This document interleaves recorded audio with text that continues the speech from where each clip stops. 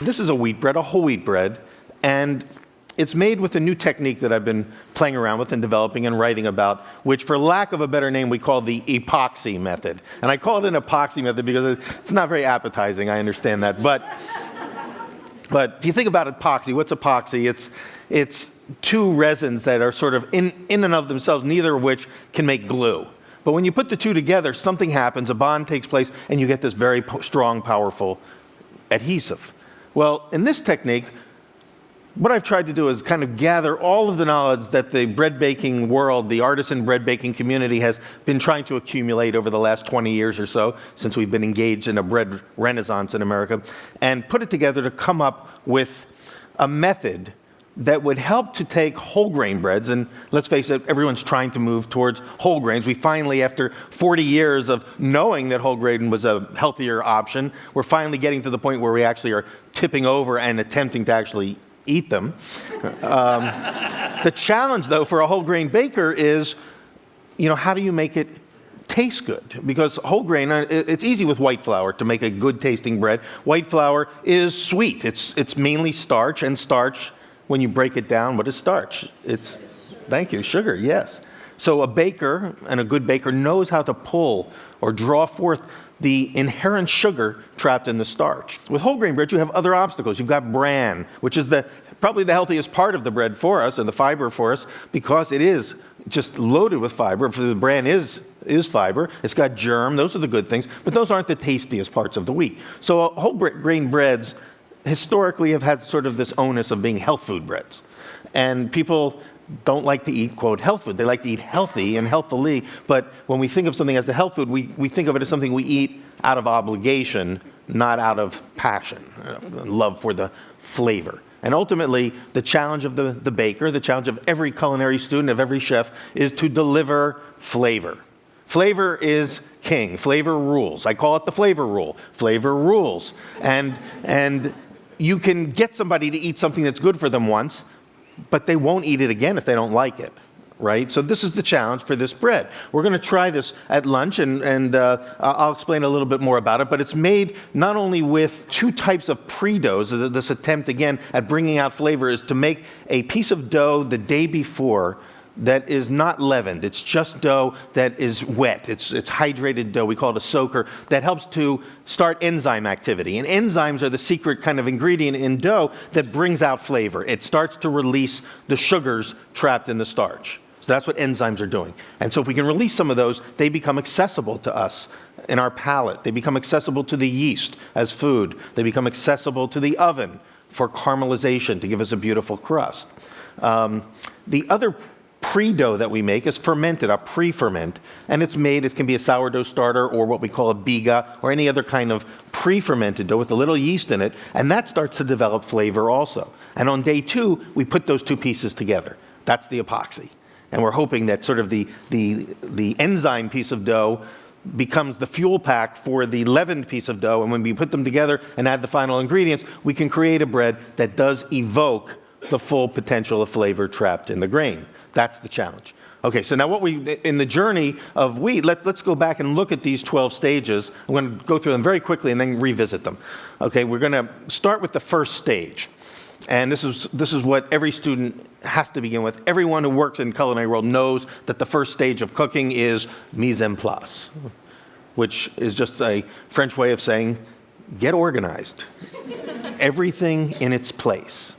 First stage. So in baking, we call it scaling, weighing out the ingredients. Stage 2 is mixing. We take the ingredients and we mix them. We have to develop the gluten. There's no gluten in flour. There's only the potential for gluten. Here's another kind of prefiguring of epoxy, because we've got glutenin and gliadin, neither of which are strong enough to make a good bread. But when they get hydrated and they bond to each other, they create a stronger molecule, a stronger protein we call gluten. And so we, in the mixing process, have to develop the gluten, we have to activate the leaven or the yeast, and we have to essentially distribute all the ingredients evenly. Then we get into fermentation, the third stage, which is really where the flavor develops. The yeast comes alive and starts eating the sugars, creating carbon dioxide and alcohol. Essentially, it's burping and sweating, which is what bread is. It's yeast burps and sweat. And somehow, this is transformed. These yeast burps and sweats are later transformed. And this is really getting to the heart of what makes bread so special, is that it is a transformational food. And we're going to explore that in a minute. But then quickly, through the next few stages, after it's fermented and it's started to develop flavor and character, we divide it into smaller units. And then we take those units and we shape them. We give them a little pre-shape, usually a round or a little torpedo shape. Sometimes that's called rounding. And then there's a short rest period. It can be for a few seconds. It can be for 20 or 30 minutes. We call that resting or benching. Then we go into final shaping, panning, which means putting the shaped loaf on a pan. This takes a second, but it's a distinctive stage. It can be in a basket. It can be on a loaf pan, but we pan it. And then stage 9, the fermentation, which started at stage 3, is continuing through all these other stages, again, developing more flavor. The final fermentation takes place in stage 9. We call it proofing.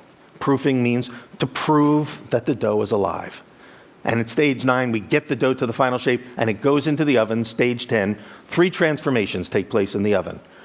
The sugars in the dough caramelize in the crust to give us that beautiful brown crust. Only the crust can caramelize. It's the only place that gets hot enough. Inside, the proteins, this gluten, coagulates. When it gets to about 160 degrees, the proteins all line up and they create structure, the gluten structure, what ultimately we will call the crumb of the bread. And the starches, when they reach about 180 degrees, gelatinize. And gelatinization is yet another oven transformation. Coagulation, caramelization, and gelatinization. When the starches thicken, they absorb all the moisture that's around them, they kind of swell, and then they burst. And they spill their guts into the bread. So basically now we're eating yeast, sweat, burps, and starch guts. Again, transformed in stage 10 in the oven, because what went into the oven as dough comes out in stage 11 as bread. And stage 11, we call it cooling, because we never really eat the bread right away. There's a little carryover baking. The proteins have to set up, strengthen, and firm up. And then we have stage 12, which the textbooks call packaging, but my students call eating. And so we're going to be on our own journey today from wheat to eat, and in a few minutes we will try this and see if we have succeeded in fulfilling this baker's mission of pulling out flavor. But I want to go back now and revisit these steps and talk about it from the standpoint of transformation, because I really believe that all things can be understood, and this is not my own idea, this goes back to the scholastics and to the ancients, that all things can be understood on 4 levels. The literal, the metaphoric or poetic level, the political or ethical level, and ultimately the mystical, or sometimes called the anagogical level. It's hard to get to those levels unless you go through the literal. In fact, Dante says you can't understand the 3 deeper levels unless you first understand the literal level. So that's why we're talking literally about bread. But let's kind of look at these stages again from the standpoint of connections to possibly a deeper level. All in my quest for answering the question, what is it about bread that's so special? And fulfilling this mission of evoking the full potential of flavor. Because what happens is bread begins as wheat or any other grain. But what's wheat? Wheat is a grass that grows in the field. And like all grasses, at a certain point it puts out seeds. And we harvest those seeds, and those are the wheat kernels. Now, in order to harvest it, what's harvesting? It's just a euphemism for killing, right? That's what we say we harvest the pig, Yes, we slaughter it, Yes, that's life. We harvest the wheat, and in harvesting it, we kill it. Now, wheat is alive, and as we harvest it, it gives up its seeds. Now, at least with seeds, we have the potential for future life. We can plant those in the ground, and we save some of those for the next generation. But most of those seeds get crushed and turned into flour. And at that point, the wheat has suffered the ultimate indignity. It's not only been killed, but it's been denied any potential for creating future life. So we turn it into flour. So, as I say, I think of bread as a transformational food. The first transformation, and by the way, the definition of transformation for me is a radical change from one thing into something else. Okay, radical, not subtle, not like hot water made cold or cold water turned hot, but water boiled off and becoming steam, that's a transformation, 2 different things. Well, in this case, the first transformation is alive to dead. I'd call that radical. So we've got now this flour. And what do? We add some water. In stage 1, we weigh it. In stage 2, we add water and salt to it, mix it together, and we create something that we call clay. It's like clay. And we infuse that clay with an ingredient that we call leaven. In this case, it's yeast, but yeast is leaven. And what does leaven mean? Leaven comes from the root word that means enliven, to vivify, to bring to life. By the way, what's the Hebrew word for clay? Adam. You see, the baker, in this moment, has become, in a sense, sort of the god of his dough. And this dough, well, while it's not an intelligent life form, is now alive. And we know it's alive because in stage 3, it grows. Growth is the proof of life. And while it's growing, all these literal transformations are taking place. Enzymes are breaking forth sugars. Yeast is eating sugar and turning it into carbon dioxide and alcohol. Bacteria is in there eating the same sugars, turning them into acids. In other words, personality and character is being developed in this dough under the watchful gaze of the baker. And the baker's choices all along the way determine the outcome of the product. A subtle change in temperature, a subtle change in time. It's all about a balancing act between time, temperature, and ingredients. That's the art of baking. So all these things are determined by the baker. And the bread goes through some stages and characters develop, and then we divide it. And this one big piece of dough is divided into smaller units, and each of those units are given shape by the baker. And as they're shaped, they're raised again, all along proving that they're alive and developing character. And at stage 10, we take it to the oven. It's still dough. Nobody eats bread dough. A few people do, I think, but not too many. I've met some dough eaters, but it's not the staff of life, right? Bread is the staff of life. But dough is what we're working with. And when we take that dough to the oven and goes into the oven, as soon as the interior temperature of that dough crosses the threshold of 140 degrees, it passes what we call the thermal death point, the TDP. Students love that TDP. They think it's the name of a video game, but it's the thermal death point. All life ceases there. The yeast, whose mission it has been up till now to raise the dough, to enliven it, to vivify it, in order to complete its mission, which is also to turn this dough into bread, has to give up its life. So you see the symbolism at work. It's starting to come forth a little bit. It's starting to make sense to me.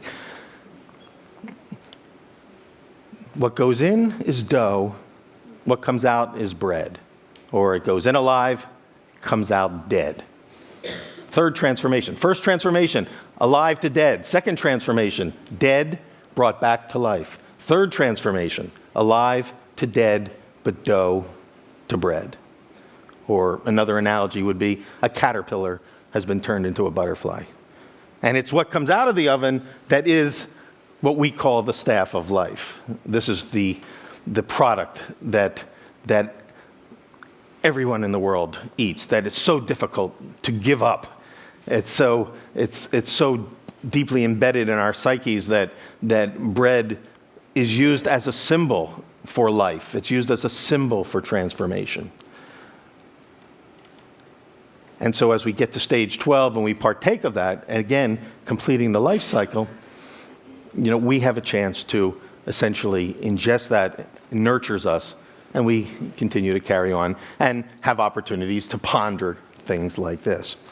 So this is what I've learned from bread. This is what bread has taught me in my journey. And what we're going to attempt to do with this bread here, again, is to use, in addition to everything we talked about, this bread we're going to call spent grain bread. Because, as you know, bread making is very similar to beer making.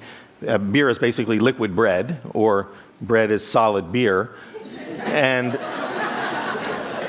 they're invented around the same time. I think beer came first, and the Egyptian who was tending the beer fell asleep in the hot Egyptian sun, and it turned into bread. But we've got this bread. And what I did here is to try to, again, evoke even more flavor from this grain, was we've added into it the spent grain from beer making. And if you make this bread, you can use any kind of spent grain from any type of beer. I like dark spent grain. Today we're using a light spent grain. It's actually from like some kind of a lager, of some sort of light lager or an ale that is wheat and barley that's been toasted. In other words, the beer maker knows also how to evoke flavor from the grains by using sprouting and malting and roasting. We're going to take some of that and put it into the bread. So now we've not only have a high fiber bread, but now fiber on top of fiber. And so this is, again, hopefully not only a healthy bread, but a bread that you will enjoy.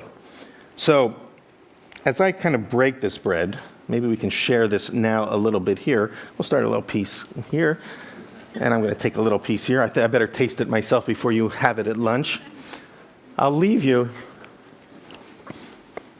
with what I call the baker's blessing. May your crust be crisp and your bread always rise. Thank you.